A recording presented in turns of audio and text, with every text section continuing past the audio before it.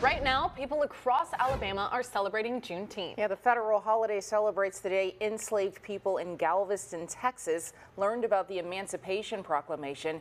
Alabama is now one of the states officially recognizing Juneteenth as a state holiday. State Capitol reporter Ryan Hall joins us with how they marked the day in Montgomery.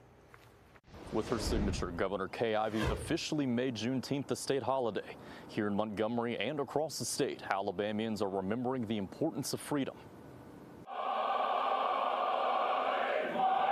The Jason Max Ferdinand Singers serenaded a crowd gathered at the Peace and Justice Center. The songs pay tribute to Juneteenth and the fight for freedom. Brian Stevenson, executive director of the Equal Justice Initiative, says today represents an opportunity for justice. We're celebrating the progress that has been made, but we're also committing to continuing this struggle to create the kind of equality, justice, and liberty that I believe those who were emancipated would want to see this nation achieve.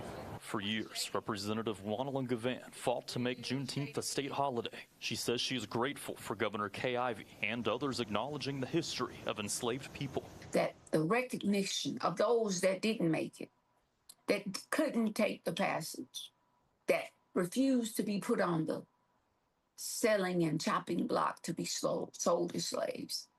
Yeah, so it means a lot to me. Representative Rick Ream agrees slavery is a part of history that needs to be told. I mean, think about how long that went over. That's longer than the Romans ruled the island of Britain.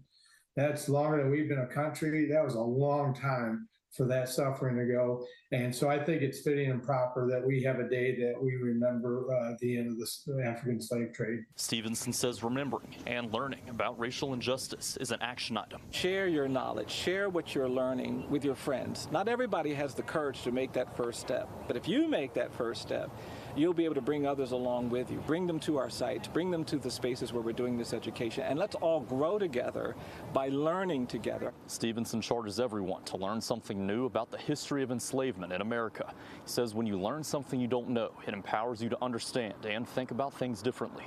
In Montgomery, Ryan Hall, CBS 42 News.